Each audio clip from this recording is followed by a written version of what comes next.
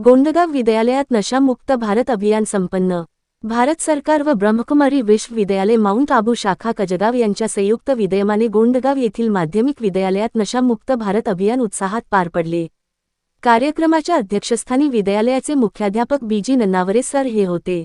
सुरुवातीस विद्यालयामार्फत उपस्थित मान्यवरांचा पुष्पगुच्छ देऊन सत्कार करण्यात आला। प्रजापिता ब्रह्मकुमारी विश्वविद्यालय कजगाव शाखेच्या संचालिका बी.के. चंद्रकला यांनी विद्यार्थ्यांना नशामुक्तीचे महत्त्व पटवून दिले आणि उपस्थितांना नशामुक्त राहण्याची प्रतिज्ञा दिली। या कार्यक्रमास वसुधा पाटील, बी.के. सोनाली दीदी कजगाव, देवीदास पाटील, मच्छिंद्र शार्दूल, शिवव्याख्याते दत्तू मांडोळे, फौजी राजेंद्र मांडोळे, पणकार सतीश पाटील आदी मान्यवर उपस्थित होते। ब्रह्मकुमारी दीदींनी पत्रकार सतीश पाटील यांच्या घरी सदिच्छा भेट दिली असता दीदींची घेतलेली लाईव्ह मुलाखत ऐकूया। नशा मुक्ति का आप प्रचार करते हैं, क्या है नशा इंसान के लिए कैसी रहती है और करने से क्या नुकसान होता है? नशे का ऐसा है कि दो प्रकार के नशे होते हैं। अच्छी आदतें पालना में एक ऊंचाई पर जाना में एक नशा ही होता है, और दूसरी बात एक गलत मार्ग से हम जाते, गलत रास्ते से जाते हैं, वो नशा हमें बुराइयों की तरफ ले जाता है। और ये कहीं हमारे अंगसंग में अपने परिसर में से ही हम कुछ बातें सीखते हैं। जो व्यक्ति एक बार गलत रास्ते से चला गया तो उसको रिवर्स आना बड़ा मुश्किल है।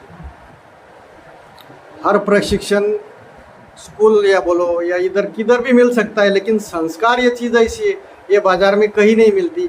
वो संस्कार लेने के लिए क्या करना चाहिए? तो संस्कार ऐसे देखो, सदियों से अच्छाई और बुराई दोनों साथ में चली आ रही है ना। जैसे कि भी राम था साथ में रावण में था, कृष्ण था साथ में कंस में था, वैसे कलयुग में भी अच्छाई भी है साथ में बुराई भी है। कुछ लोग अच्छे मार्ग में चलेंगे, अपने जीवन को आबाद कर लेते हैं, कुछ लोग गलत रास्ते से जाते अपनी लाइफ को बर्बाद कर लेते हैं। अब एक नशा मुक्ति और दूसरा मांसाहार। मांसाहार पे क्या बताएं? मांसाहार एक होता है कि जैसे हम इंसान अगर गुजर गया तो उसको स्मशान भूमि में दफना के आते हैं, तो घर में आने के बाद कहते हुए स्नान आदि करो, शुद्धता को पालो।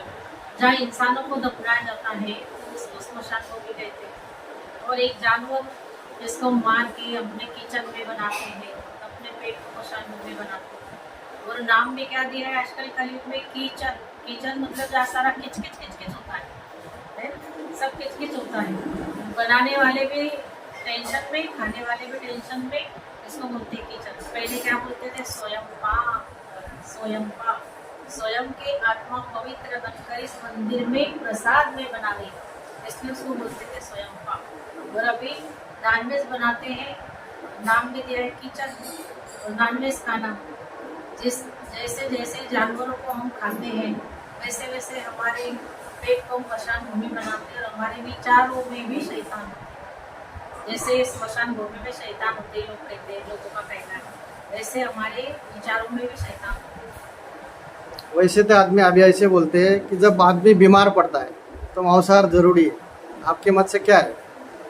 ठीक है, किसी का सोच ऐसे है कि भाई बीमार पड़ने से, नॉनवेज खाने से हम अच्छे हो जाएंगे, लेकिन कुछ जानवर जो बीमारियों से ग्रसित होते हैं उनको लोग छोड़ते नहीं, उनको बेचते, लोग खरीदी करते, खाते, कीटाणु अपने पेट में पालते, बीमार पड़ते, फिर से हम जाते मेडिकल लेते उनके लिए, और फिर से वही खाते, फिर बीमार पड़ते, चक्र चलता ही रहता है, उससे मुक्ति। हर आदमी अपने संसार में व्यस्त है। आपका तो कोई संसार नहीं है, फिर भी आप क्या ये किस लिए बता रहे हैं कि आप मानव ने ऐसा जगना पाए, वैसा करना पाए? इसका उद्देश्य क्या है? क्योंकि समाज, देखो अपने लिए तो हर कोई जीता है, लेकिन समाज के लिए जीना, जैसे कि हमारे महात्मा फुले, सावित्रीबाई फुले, बाबा साहेब हैं, शाहू महाराज है, जैसे छत्रपति हैं, उन्होंने समाज के लिए क्या, अपने लिए भी जिए।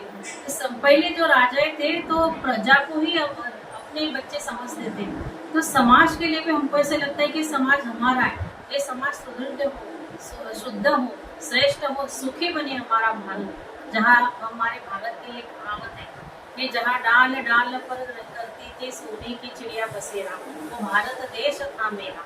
तो ऐसा भारत हम देखना चाहते हैं कि जहाँ पर हमारा भारत सोने की चिड़िया सुखी हो।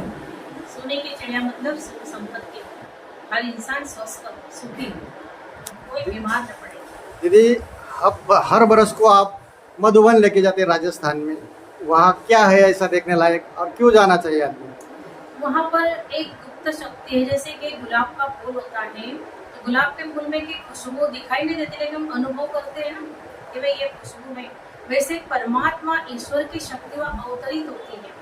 जैसे सुबह सूरज निकलता है तो चारों तरफ किरणें फैलती है, लाल सूरज हम देखते हैं, कितना सुंदर लगता है। वैसे अब परमात्मा की शक्ति का अवतरण होता है गुप्त रीति से, वो अनुभव हम करते हैं और जो हमारे साथ में हम लेके जाते हैं वो लोग भी वहाँ अनुभव करते हैं। धन्यवाद दीदी। ओम शांति।